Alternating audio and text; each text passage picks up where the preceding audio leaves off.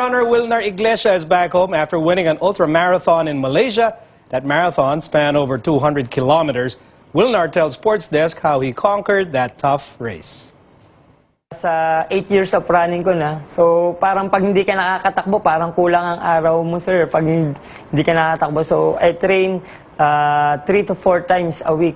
Wow. Then pag weekends, I do back-to-back long runs. So ranging from 30 to 40 kilometer. Then weekdays, before I go to work, siguro mga 15 to 20 kilometers kailangan ko makapag-clock in ng mileage. Then mentally, iniisip ko na lang, nagawa ko na ito dati, nakapag-ultramarathon ako. So talagang kailangan tuloy-tuloy ko lang to. Then